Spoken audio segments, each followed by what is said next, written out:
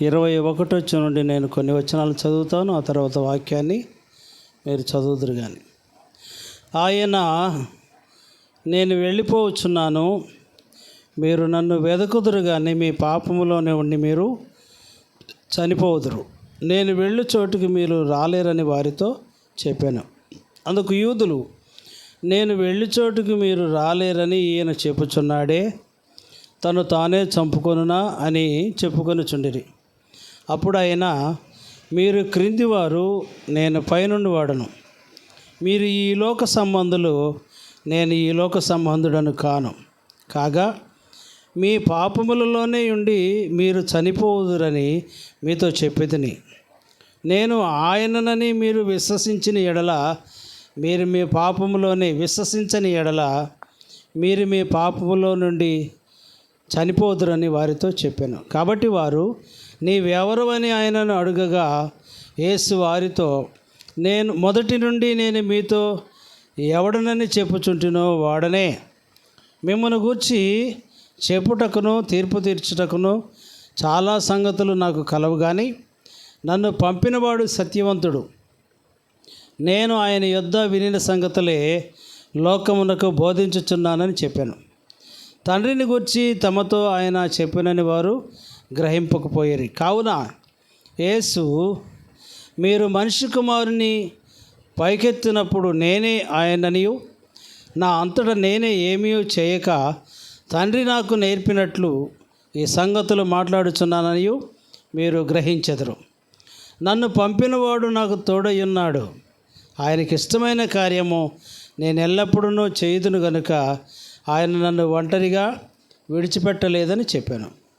ఆయన ఈ సంగతులు మాట్లాడుచుండగా అనేకులు ఆయన యందు విశ్వాసముంచిరి.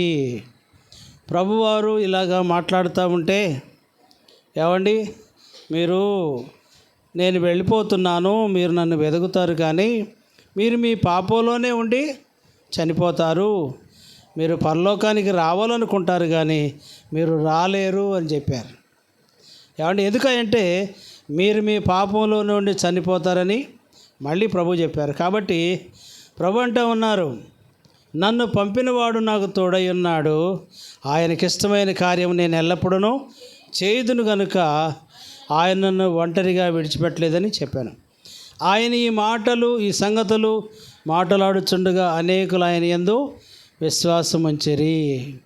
కాబట్టి యేసు తనను నమ్మిన యూదులతో, ఇప్పుడు చదువుకుందాం వాక్యం 31 వచనం నుండి.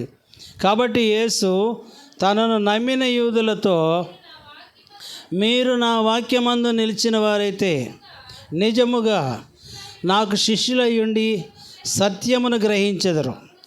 అప్పుడు సత్యము మిమ్మను స్వతంత్రులుగా చేయనని చెప్పగా, వారు, మేము అబ్రహాము సంతానము, మేము ఎన్నడను ఎవనికిని దాసులమై ఉండలేదే, మీరు స్వతంత్రులుగా చేయబడుదురని ఏల చెప్పుచున్నావని ఆయనతో అనిరి.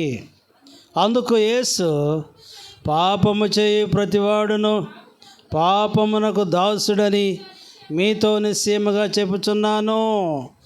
చూసారా ప్రియులారా, ప్రభువారు ఎక్కడ మాట్లాడినా, అది కొండ ప్రాంతమైనా సముద్ర తీరమైనా, ఏ సమాజ మందిరంలోనైనా, ఏ వీధిలోనైనా, ఏ ఇంటిలోనైనా ప్రభు వస్తున్నారంటే జనులు తండోపతండాలుగా వెళ్ళేవాళ్ళు. ప్రభు మాటలు వినేవారు.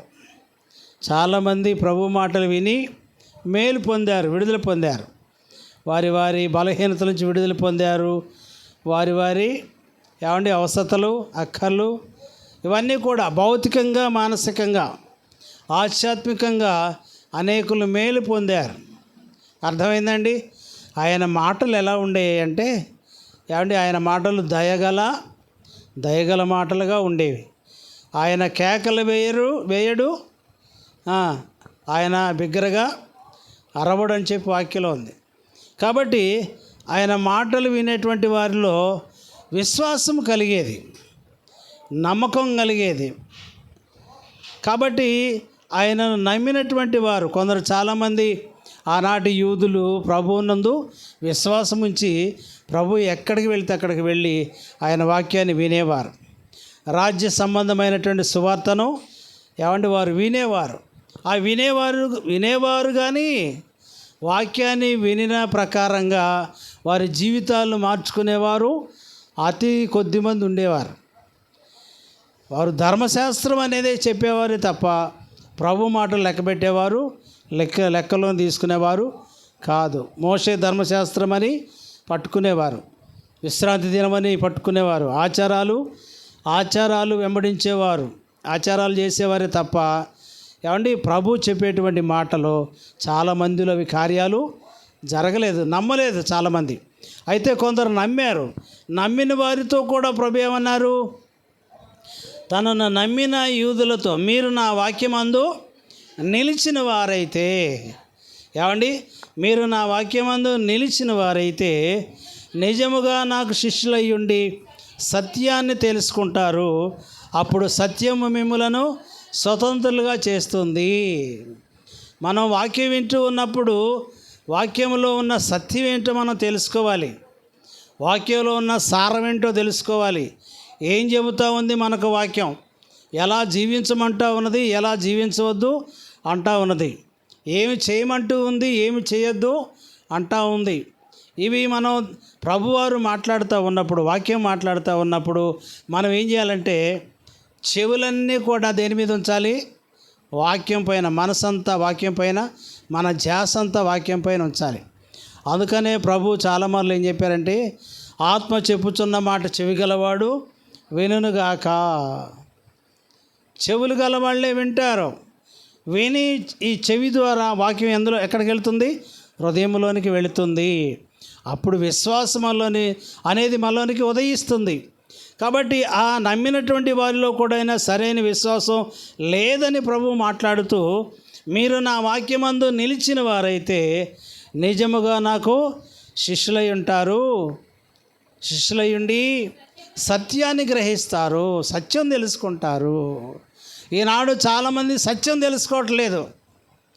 ఏమండి ఆదివారం కాబట్టి మందిరానికి వెళదాం, కాసేపు కూర్చుందాం, వద్దామనే ఉంది. కానీ ఈ లోకం ఎలా ఉంది, మన జీవితం ఎలా ఉంది, మనం దేవుని బిడ్డలమే, క్రైస్తవులమని పిలబడుతున్నామే, మందిరానికి వెళుతున్నామే, వాక్యం వింటున్నామే, మరి దేవుని ఎరిగిన వారికి వ్యత్యాసం ఏంటి అనేటువంటి ఆ సత్యం మనం తెలుసుకోలేకపోతూ ఉన్నాం. ఇంకా మనం సత్యాన్ని తెలుసుకోలేదు అంటే మనం ఎందులో ఉన్నట్లు, అసత్యంలోనే ఉన్నట్లు, లోకంలోనే ఉన్నట్టు, లోకానికి వేరుగా జీవించలేకపోతూ ఉన్నాం. కాబట్టి అప్పుడు సత్యం ఏం చేస్తుంది, సత్యం తెలుసుకుంటే సత్యం మనల్ని ఏం చేస్తుంది, స్వతంత్రులుగా చేస్తుంది. అంటే ఇప్పుడు సత్యం తెలియని వాడికి ఏమీ లేదు, స్వేచ్ఛ లేదు, స్వాతంత్ర్యం లేదు. అతను దేనికో బానిస అయి ఉన్నాడు. స్వతంత్రులుగా అంటావేంటి, మేము ఎప్పుడు ఎవరు ఎన్నడికి బానిసలుగా లేము అని చెప్పి వారు అన్నారు. కానీ ప్రభు వారితో చెప్పిన మాట ఏమిటంటే పాపము చేయు ప్రతివాడును పాపమునకు బానిస, పాపమునకు దాసుడు అని ఆయన వారితో ఏమండి నీతో నిశ్చయముగా చెప్పుచున్నాను నేను. ఏమండి ఇప్పుడు సత్యం తెలియని వాళ్ళు దేనికి బానిసలై ఉన్నారండి, పాపానికి బానిసలై ఉన్నారు. కాబట్టి ఆ సత్యం తెలుసుకుంటే ఆ పాపం నుండి దేవుడు మళ్ళీ ఏం చేస్తాడు, విడిపిస్తాడు. పాపం అంటే ఏంటంటే సకల దుర్నీతి, నీతి కానిదేదో అది పాపమే, న్యాయం కానిదేదో అది పాపమే, యథార్థత కానిదేదో అది పాపమే. ఏమండి మంచిది కానిదేదో చెడు అది పాపమే. దానికి మనం బానిసలమయ్యాం. అర్థమైందా? మనం ఆ పాపము కింద బానిసత్వం చేస్తూ ఉన్నాము. కాబట్టి దాని నుండి విడుదల పొందాలంటే మనం దేవుని వాక్యాన్ని నమ్మాలి, ప్రభువును నమ్మాలి. సత్యం తెలుసుకోవాలంటే ప్రభువుని తెలుసుకోవటమే. ప్రభు చెప్పారు సత్యం ఎవరై అంటే, సత్యం అంటే ఏంటి అన్నాడు పిలాతు. ఏమండి ప్రభు అతనికి ఏం చెప్పలేదు. ఆయన ఎదుట ఎవరున్నారు, సత్యమయ్యున్న ప్రభు ఉన్నారు. కాబట్టి ఇంకా సత్యం ఏంటి అని అంటాడు. అందుకనే ప్రభు అతనితో మాట్లాడలేదు. కాబట్టి సత్యం మనతో ఉంది, ప్రభు మనతో ఉన్నారు అంటే సత్యం మనతో ఉంది. మనం సత్యాన్ని వెంబడిస్తే సత్యం మనల్ని ఏం చేస్తుంది, స్వతంత్రులుగా చేస్తుందంటే అర్థం ఏంటి అంటే అబద్ధాలు ఆడకుండా చేస్తుంది సత్యం. ఏమండి, సత్యం ఏం చేస్తుంది? ఒక మనిషిని అబద్ధికునిగా ఉండనివ్వదు, మోసం చేయనివ్వదు, అన్యాయంగా బ్రతకనివ్వదు, అక్రమంగా బ్రతకనివ్వదు. సత్యం వలనప్పుడు ఏం చేస్తుంది? స్వతంత్రులుగా చేస్తుంది. ఆయన వాక్యమందు మనం నిలిచి ఉంటే, అర్థమైందండి. కాబట్టి అందుకు ప్రభు ఏం చెప్పారంటే, పాపము చేయి ప్రతివాడును పాపమునకు దాసుడని మీతో నిశ్చయముగా చెప్పుచున్నాను. కనుక ప్రియులారా, మనం గ్రహించవలసింది ఏంటంటే, నేను దేనికి బానిసనై ఉన్నాను, దేనికి దాసుడనై ఉన్నాను అనేది మనం గ్రహించుకోవాలి. అర్థమైందా? చాలామంది నేను ఆ తప్పు చేయట్లేదు, ఈ తప్పు చేయట్లేదు, నేను నరహత్యలు చేయట్లేదు, దొంగతనాలు చేయట్లేదు, మరొకటి చేయట్లేదు అనుకుంటాం. కానీ ఇంకా చాలా ఉన్నాయి పాపాలు. సకల దుర్నీతి పాపమే. మేలైనది చేయనెరిగియు అలాగూ చేయని వానికి పాపము కలుగుతుంది. మేలు చేయకపోవడం కూడా, ఏమండి, చాలామంది మేలు చేయడం చేత కాదు, కానీ కీడు చేయటం మాత్రం బహుగా కీడు చేసేటువంటి వారు ఉన్నారు. కాబట్టి ఏ పాపం మనలో ఉన్నదో బైబిల్ తెలియజేస్తూ ఉంది.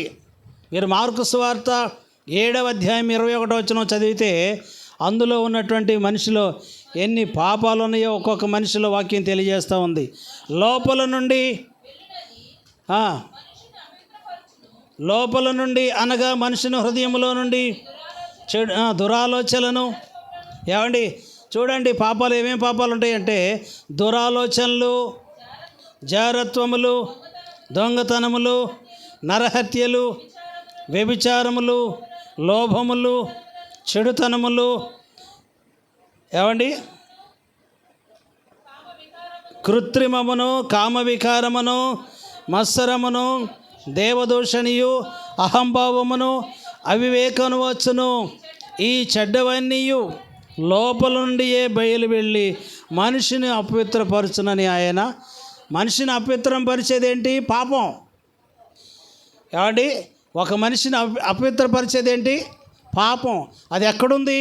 ఎక్కడో బయట నుంచి, అది బయట తిరగడం లేదు, అది ఎక్కడుంది? లోపలే ఉంది. ఏముంది లోపల? హృదయంలో ఉంది. హృదయం ఎలాంటిదని వాక్యంలో ఉంది? హృదయము అన్నిటికంటే మోసకరమైనది, అది ఘోరమైన వ్యాధి గలది, దానిని గ్రహించగలవాడెవడు? అర్థమైందండి. మన పాపాలు మనకు కనబడట్లేదు, మన పాపాలు మనకు కనబడటం లేదు. ఎవరి పాపాలు కనపడతాయి మనకి? ఎవరి లోపాలు కనపడతాయి మనకి? మన ఎదుట ఉన్న వాళ్ళ లోపాలు కనపడతాయి తప్ప మన పాపాలు మనకు కనపడవు. దేవుని దగ్గరకు వెళితే, ఏమండి, భక్తుడు అంటారు కీర్తనలో 90వ కీర్తనలో, అయ్యా నీ ముఖకాంతిలో నా రహస్య పాపాలు కనబడుతున్నవి అన్నాడు ఆయన. 90వ కీర్తనలో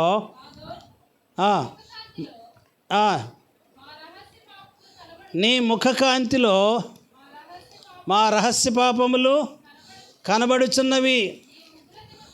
ఏమండి, మా దోషములను నీవు నీ ఎదుట ఉంచుకొని ఉన్నావు. నీ ముఖకాంతిలో మా రహస్య పాపాలు కనబడుచున్నవి. నీ ఉగ్రతను భరించుచునే మా దినములన్నీ గడిపితిమి. నిట్టూర్పులు విడిచినట్టు మా జీవితకాలము జరుపుకొంటిమి. ఏమండి, చూసారా, మా దోషములు నీవు నీ ఎదుట ఉంచుకొని ఉన్నావు. అంటే మన దోషాలు, మన పాపాలు ఎవరికి తెలుసు? అమ్మ నాన్నకు తెలియకపోవచ్చు. ఏమండి, అమ్మ నాన్నకు తెలియకపోవచ్చు, భర్తకు తెలియకపోవచ్చు, భార్యకు తెలియకపోవచ్చు, ఎవరికి తెలియకపోవచ్చు. కానీ ఎవరికి తెలుసు? ఏమండి, దేవునికి బాగా తెలుసు. అర్థమైందా? ఆ దావీదు ఒప్పుకున్నాడు. 139వ కీర్తనలో ఒప్పుకున్నాడు దావీదు. యెహోవా నీవు నన్ను పరిశోధించి తెలుసుకొని ఉన్నావు. నేను కూర్చుండుట, నేను లేచుట నీకు తెలియను. నాకు తలంపు పుట్టక మునిపే నీవు నా మనస్సును గ్రహించుచున్నావు. నా నడకను, నా పడకను నీవు పరిశీలన చేసి ఉన్నావు. నా చర్యలన్నింటినీ నీవు బాగుగా తెలుసుకొని ఉన్నావు. యెహోవా దేవా, మాట నా నాలుకకు రాకమునిపే అది నీకు పూర్తిగా తెలిసే ఉన్నది.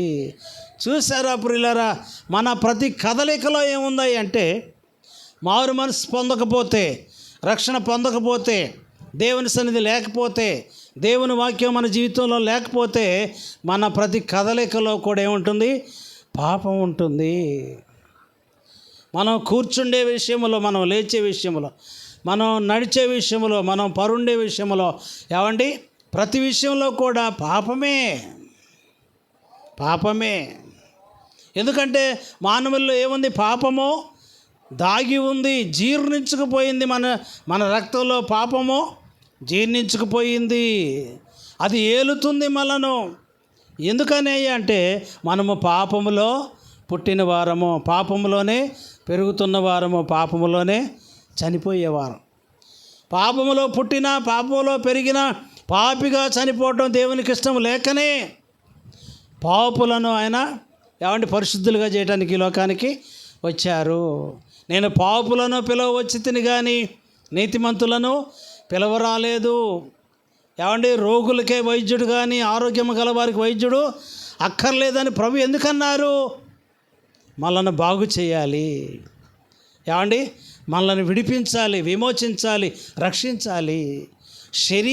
శరీరానికి వచ్చినటువంటి వ్యాధి కాదండి.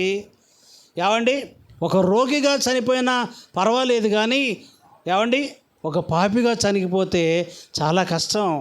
ఎక్కడికి పోతాడు? పాపి చనిపోతే ఎక్కడికి వెళ్తాడు? పాతాళానికి వెళ్తాడు, నరకానికి వెళ్తాడు, తీర్పుకి వెళ్తాడు. రోగిష్టివాడైనా ఉదాహరణకు ధనవంతుడు ఆరోగ్యంగానే ఉన్నాడు, బలంగానే ఉన్నాడు, అన్నీ బాగానే ఉన్నాయి, కానీ అతని జీవితంలో ఎవరికి స్థానం లేదు? దేవునికి స్థానం లేదు. తిన్నాడు, త్రాగాడు, ఇష్టానుసారంగా జీవించాడు, చనిపోయాడు. ఎక్కడికి వెళ్ళాడు? పాతాళానికి వెళ్ళాడు. పాపాలు ఒప్పుకున్నవాడు కాదు, ప్రభువుని నమ్ముకున్నవాడు కాదు. రోగిష్టివాడైనా, శరీరం అంతా కుళ్ళిపోయినా, తన యొక్క ఆ కురుపులు, కుక్కలు నాగేటువంటి పరిస్థితులు ఉన్నా కానీ ఆ పేద లాజరు చనిపోయినప్పుడు పరలోకానికి వెళ్ళటానికి కారణం తన యొక్క హృదయాన్ని పవిత్రంగా కాపాడుకున్నాడు. అర్థమైందండి? పాపిగా చనిపోవద్దు, పాపాలు ఒప్పుకున్న వారిగా మనం చనిపోవాలి. అందుకనే దేవుని వాక్యం మనకు సెలవిస్తూ ఉంది, పాపము చేయ ప్రతి వాడును పాపమునకు దాసుడు. మనం ఇంకా దాసుడు లేదా బానిస. మనం దేనికి దాసులమై ఉన్నామో, దేనికి బానిసలమై ఉన్నామో మనం పరిశీలన చేసుకోవాలి. లోపల ఉన్నాయి అనేకమైన పాపాలు. శరీరంలో ఎన్నో రకాల అవయవాలు ఉన్నాయి.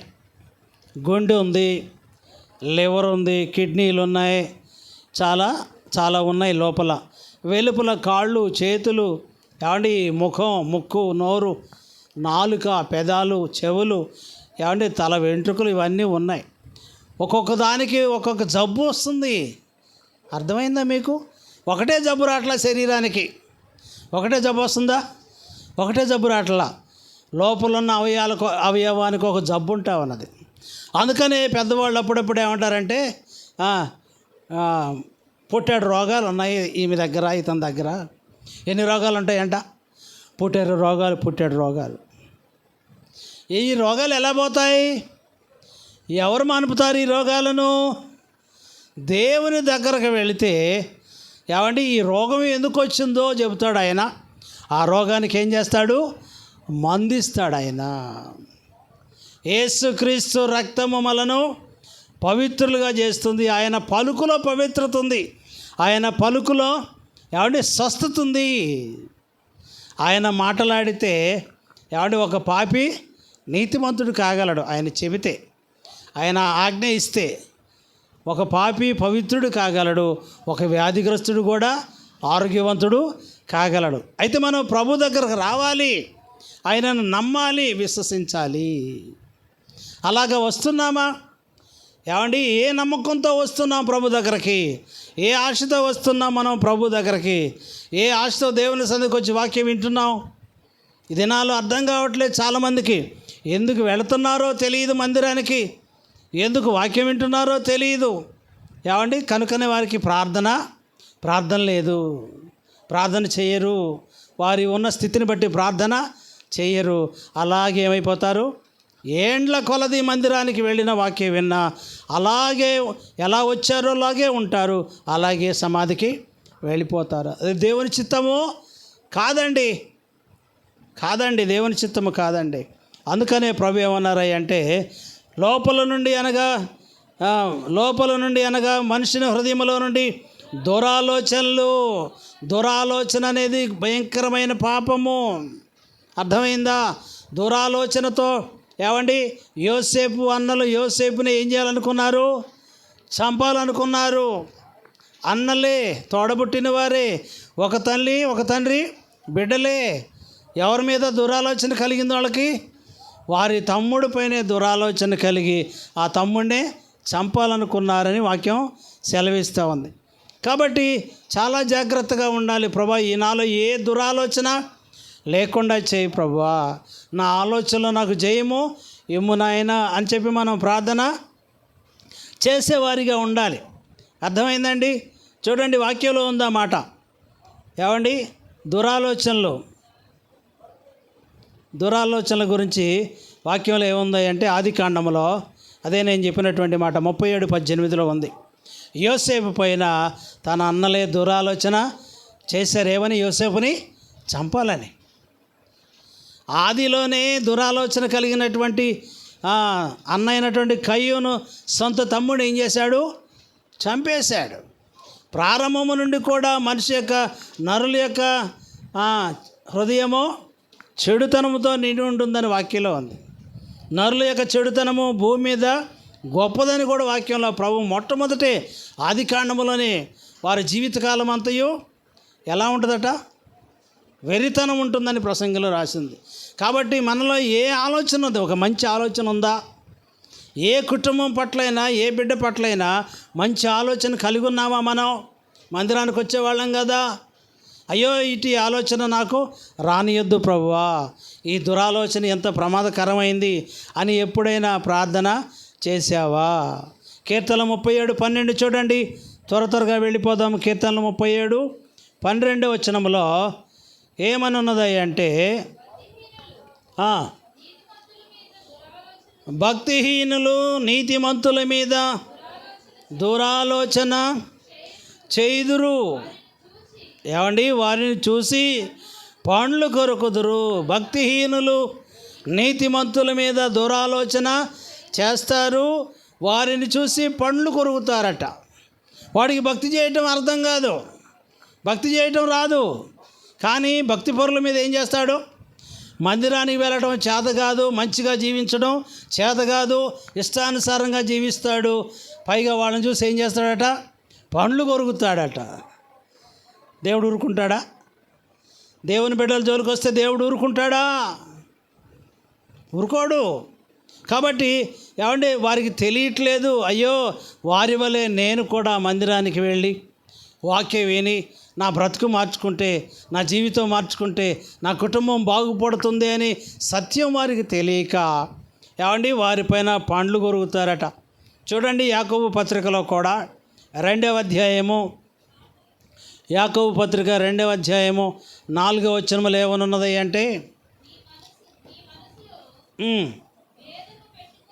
మీ మనసులలో భేదము పెట్టుకొని ఏమండి మీరు దురాలోచనతో విమర్శ చేయవారగుదురు కారా? నా ప్రియ సహోదరులారా ఆలకించుడి. ఈ లోక విషయములో దరిద్రులైన వారిని విశ్వాసమందు భాగ్యవంతులుగాను, తన్ను ప్రేమించు వారికి తాను వాగ్దానం చేసిన రాజ్యమునకు వారసులుగాను ఉండుటకు దేవుడు ఏర్పరచుకొనలేదా? మీ మనసులో భేదములు పెట్టుకొని మీరు దురాలోచనతో విమర్శ చేస్తున్నారు. ఎందుకు భేదం పెట్టుకుంటున్నావు నీ మనసులో? ఎందుకు దురాలోచన చేస్తూ ఉన్నావు? అది పాపము కదా దురాలోచన. హృదయంలో ఉంది. మొట్టమొదటిది ఏమిటది? దురాలోచన. ఎవరి పట్ల ఎలాంటి ఆలోచన కలిగి ఉన్నావు? ఒక మంచి ఆలోచన చేయగలవా? ఏ కుటుంబాన్ని నువ్వు ఆలోచించిన ఆ కుటుంబంలో పర్లేదు, ఆ కుటుంబం మంచిదని చెప్పగలవా? ఏది మంచిది కాదంటావు, నేనే మంచోడిని అంటావు. అది ఏమిటది? ఏమండి, ఏం ఆలోచన అది? ప్రభా నేను పాపిని, నేను పాపములో పుట్టినవాడును, పాపములోనే నా తల్లి నన్ను గర్భం ధరించింది, నేను నా తండ్రి ఇంటి వారం పాపులము నాయన, నా పితరులు పాపులయ్యా అని మనం దేవుని దగ్గర ఒప్పుకుంటే ఈ దురాలోచన అనే పాపాన్ని దేవుడు ఏం చేస్తాడు? తీసివేస్తాడు. అర్థమైందా? దురాలోచన భయంకరమైన పాపము. ఇలాగ ఎంతోమంది వారి జీవితాలను పాడు చేసుకున్నారు. మరొక పాపం ఏంటి? జారత్వము. సామెతలు 6:32లో ఏమండి? జారత్వం అనేటువంటి పాపం ఉన్నది. సామెతలు 6:32లో ఏమండి? జారత్వము జరిగించువాడు కేవలము బుద్ధిశూన్యుడు, ఆ కార్యము చేయవాడు స్వనాశనమును కోరువాడే, వాడు దెబ్బలకును అవమానములకును పాత్రుడకును వానికి కలుగు అపకీర్తి ఎన్నటికీ తొలగిపోదు. జారత్వము జరిగించేవాడు కేవలము బుద్ధి లేనోడు. జారత్వం అంటే ఏంటి? వావి వరుసలు లేకుండా బ్రతికేవది. అర్థమైందా? దాన్ని జారత్వం అంటారు. వ్యభిచారం అంటేనేమో ఏమండి? వివాహమైన తర్వాత తన భార్యను కాక వేరే స్త్రీని, తన భర్తను కాక వేరే వ్యక్తిని కలిగి ఉండేది వ్యభిచారం. ఈ జారత్వం జరిగించేవాడు కేవలము బుద్ధి లేనివాడు. ఏమనుకుంటాడు? ఏమండి?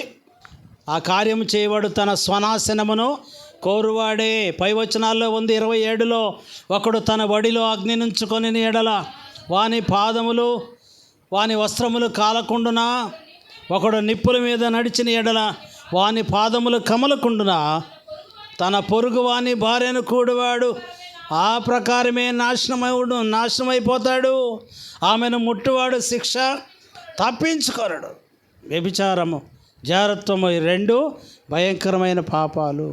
కాబట్టి ప్రభు అంటే ఉన్నారు, మీరు పరలోకం రావాలనుకుంటారు కానీ మీరు మీ పాపంలోనే ఉండి చనిపోతారు కాబట్టి మీరు పరలోకం రాలేరు.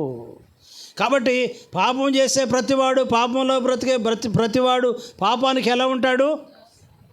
దాసుడైపోతాడు. ఏమండి? బానిస అయిపోతాడు. పాపానికి బానిసలు. ఎలాంటి పాపాలు ఈ లోకంలో ఉన్నాయో ఒక్కొక్కటిగా మనం వివరించినట్లయితే ఏమండి? చూడండి, దొంగతనం అనేటువంటి పాపం ఉంది. దొంగతనం కూడా పాపమే. ఏమండి? దొంగతనం ప్రక్కనే ఉంటుందంటే నరహత్యలు ఉంటాయి. అర్థమైందా? దొంగతనములు, నరహత్యలు, వ్యభిచారములు, జారత్వములు అన్నీ కలిసి ఉంటాయి.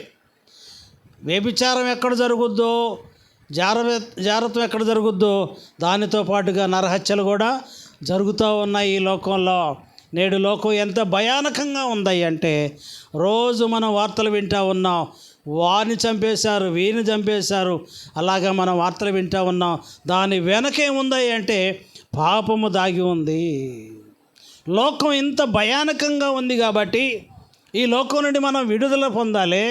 ఈ లోకాశ నుంచి మనం బయటపడాలి. ఈ లోకం శాశ్వతము కాదే, జీవితము శాశ్వతము కాదే. ప్రభువుని నమ్ముకోవాలనే గ్రహింపు చాలామందికి లేకపోవటం వలననే ప్రభు అన్నారు, మీరు పరలోకానికి చేరలేరు. ఇవి విడిచిపెడితే పరలోకానికి వెళ్ళిపోతాం. ఈ పాపాలు విడిచిపెడితే మనం పరలోకానికి వెళ్ళిపోతాము. ఈ పాపంలోనే బ్రతికితే ఏమండి మనం పరలోకానికి వెళ్ళలేము. దొంగతనాన్ని గురించి ఆదికాండంలో ఏమండి ఒక విషయాన్ని తెలియజేస్తాను. చూడండి, ఆదికాండము 31వ అధ్యాయము ఏమండి 19వ వచనం చదవండి. 31వ అధ్యాయము 19వ వచనములో ఒక ఆమె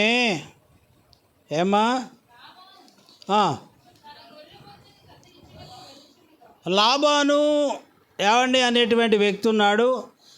అతనికి ఒక కుమార్తె ఉంది.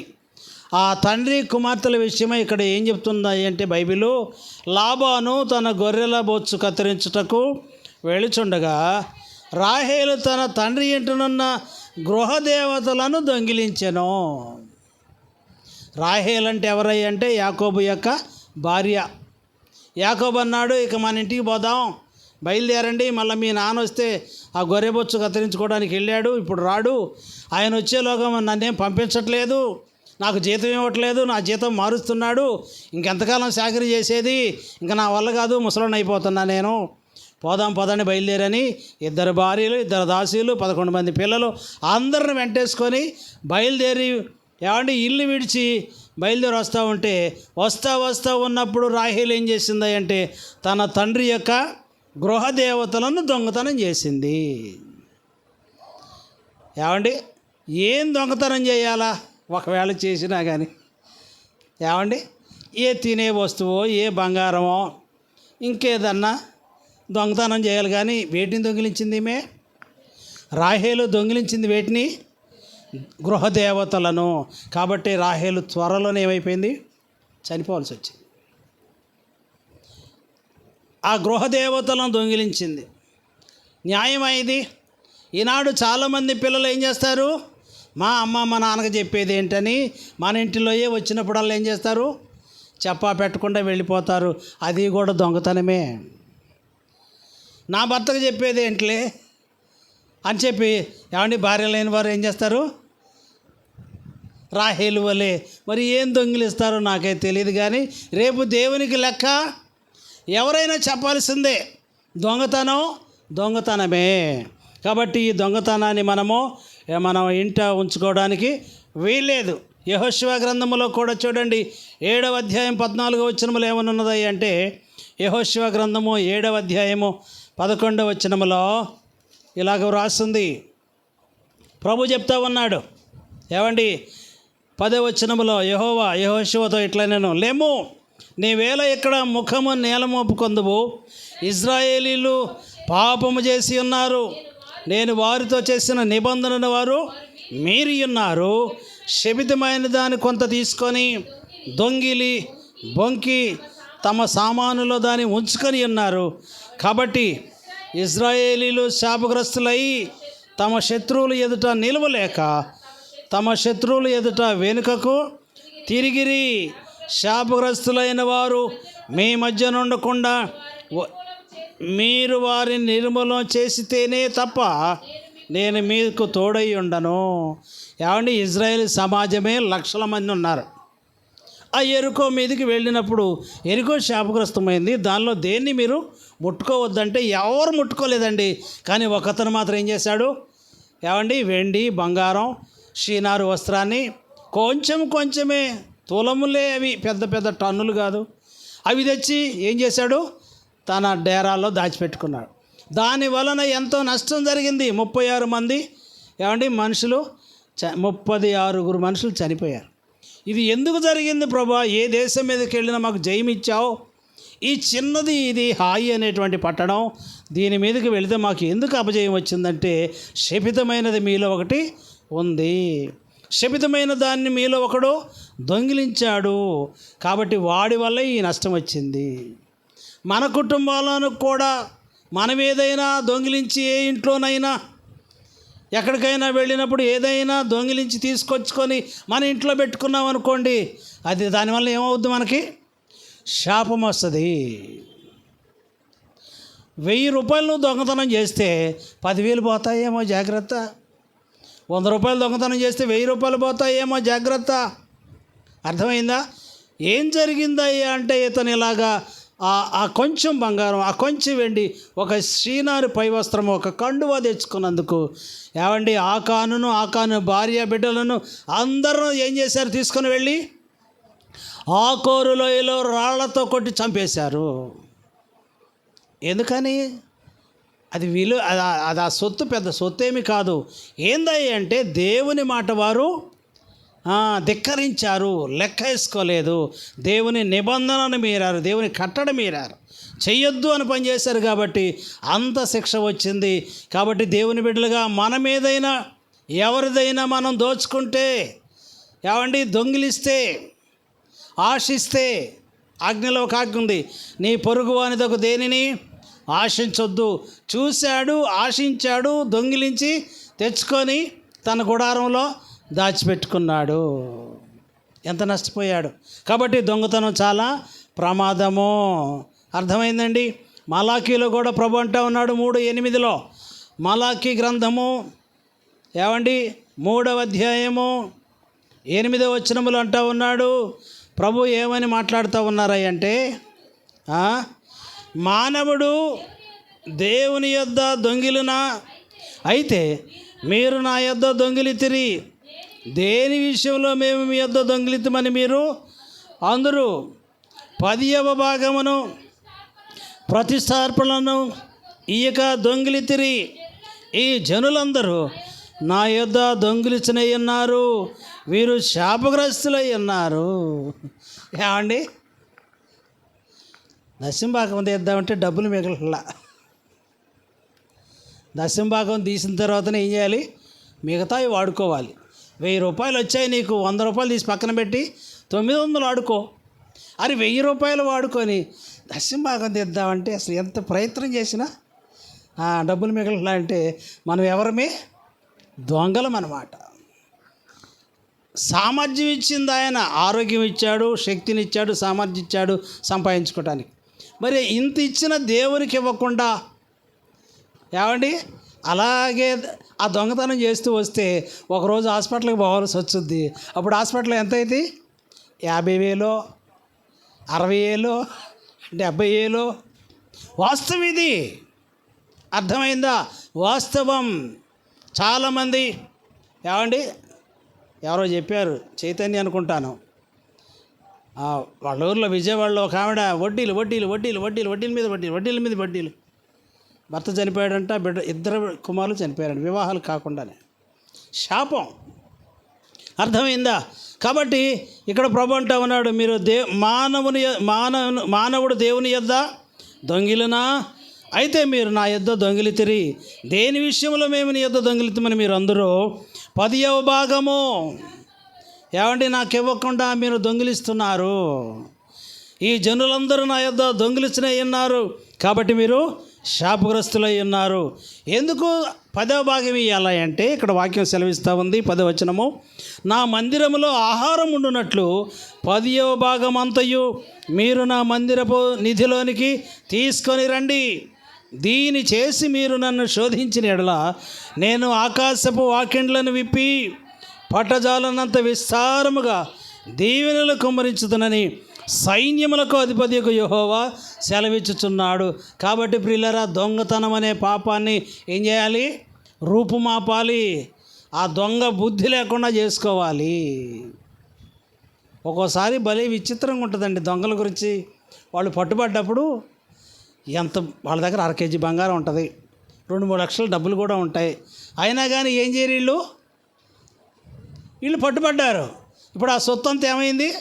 పోలీసులు లాక్కున్నారు. ఎన్నాళ్ళు కష్టపడ్డారు పాపం. ఎన్నాళ్ళు కష్టపడి దొంగతనం చేశారు, సంపాదించారు, లక్షలు సంపాదించారు, బంగారం సంపాదించారు. అవన్నీ పోలీస్ స్టేషన్లో కనపడుతున్నాయి. మరి అంత సంపాదించుకున్నప్పుడు ఇంతవరకు చాలని ఊరుకోవచ్చు కదా. దొంగోడు బుద్ధి, దొంగోడు చెయ్యి ఆగదు. అంతేనా? ఒక దొంగోడంట చిన్నతనం నుండి దొంగతనాలు చేస్తూనే ఉన్నాడు. పెళ్ళిడు వచ్చింది, వాడికి పెళ్లి చేశారు. వీడికి ఏ అమ్మాయిని చేయాలని వాళ్ళు ఆలోచించి స్టోర్పురం పోయి ఉంటారు, మంచి దొంగతనం చేశారంట. 2 దొంగలే. దేవుడు వారిని ప్రేమించి వారికి ఒక బిడ్డనిచ్చాడు. బిడ్డనిచ్చిన తర్వాత వాడికి నీళ్లు పోసే రోజు వాడికి ఉంగరం పెట్టారంట. ఆ నీళ్లు పోసే రోజు మంత్రసాని పాపం ఉంగరం పెట్టుకొని వచ్చిందంట. ఆ నీళ్ళు బయట అయిపోయింది, అంతా కార్యక్రమం అయిపోయింది. ఆ మంత్రసాని చూసుకుంటే చేతికి ఉంగరం లేదు. అరే నా ఉంగరం లేదు, జారిపోయిందేమో అని మంత్రసాని అంటా ఉంటే ఎవరి చేతిలో ఉంది అది? 2 దొంగలు కలిసి ఎవరిని కన్నారు? బుల్లి దొంగోడికి అన్నారన్నమాట. అర్థమైందా? దొంగోడికి మంచోడు పుడతాడా? వాడి బుద్ధి మార్చుకుంటే, వాడి స్వభావం మార్చుకుంటే పుట్టేవారు కూడా మంచివారే ఉంటారు. కాబట్టి నా యొద్ద దొంగిలిస్తున్నారు మీరు ఏం చేయాలి అంటే, నేను ఆకాశపు వాకిళ్ళు విప్పి పట్టజల్లంత విస్తారముగా దీవెనలు మీకు కుమ్మరిస్తానని ప్రభువు మాట్లాడుతూ ఉన్నారు. కాబట్టి దేవునికి ఇవ్వాలి. ఒకసారి ప్రభు దగ్గరకి ఒక నాణ్యం తీసుకొచ్చారు ప్రభువుని పరిశోధించడానికి. తీసుకొచ్చి ఈ నాణ్యం తీసుకొచ్చి, ప్రభు ఈ నాణ్యం చూస్తున్నావా? ఏంటయ్యా అంటే, ఇది ఎవరికి మనం ఇవ్వాలి? కైసర్కి పన్ను ఇవ్వడం న్యాయమా, లేకపోతే ఎవరికి పన్ను ఇవ్వాలా? దేవునికి ఇవ్వాలా? దేవునికి పన్ను కట్టాలా, కైసర్కి పన్ను కట్టాలా అని అడిగారు. అడిగితే ప్రభు అన్నారు, ఆ నాణ్యం చూసి దాని మీద బొమ్మ ఎవరిదంటే కైసరిది అన్నారు. కైసరివి కైసరికి ఇవ్వండి, దేవునివి దేవునికి ఇవ్వండి అని ప్రభు తీర్పు తీర్చాడు. అర్థమైందా? మనం ఇవ్వాల్సిన వాళ్ళకి మనం ఇవ్వాలి. మనం వాడుకుంటామే సరుకులు, వాళ్ళకి ఇవ్వాలి, దేవునికి ఇవ్వాలి. ఆ తర్వాత నీకు ఇస్తాడు ఆయన. అసలు ఇచ్చే మనిషే లేకపోతే. కనుక ప్రియులారా, ఈ దొంగతనం అనేది చాలా భయంకరమైనది. కనుక ఈ రాత్రికాల సమయంలో నీవు నేను ఎలాగున్నామో ఒకసారిగా పరిశీలన చేసుకుందాము. దేవుని సన్నిధికి వస్తూ ఉన్నాము. పాపము చేయి ప్రతివాడును పాపమునకు దాసుడని ప్రభు చెప్తా ఉన్నారు. కనుక ఆ పాపాన్ని ఒప్పుకొని విడిచిపెడదాం. దేవుని యొక్క వాక్యం సెలవిస్తూ ఉంది, మనము మన పాపములను, మొదటి యోహాను 1వ అధ్యాయంలో, మనము మన పాపములను ఒప్పుకొని ఎడల ఆయన నమ్మదగిన వాడును నీతిమంతుడు కనుక ఆయన మన పాపములను క్షమించి సమస్త దుర్నీతిని మనను పవిత్రులుగా చేయను. ప్రార్థన చేసుకుందాం ప్రియులరా. నిజమే ప్రభువా, నేను ఇంకా ఏ పాపానికి బానిసగా ఉన్నాను అయ్యా. నాయన నాతో మాట్లాడయ్యా. అయ్యా నన్ను దర్శించుము. ఏ పాపం నన్ను ఏలుతున్నదో అయ్యా, ఆ పాపం నుంచి నన్ను విడిపించయ్యా అని మొరపెట్టుకుందాం ప్రియులరా. ప్రార్థన చేసుకుందాము. బిగ్గరగా ప్రార్థన చేయండి. కొద్దిసేపు ప్రార్థన చేయండి. ప్రేరేపించబడిన వారు చిన్న చిన్న ప్రార్థనలు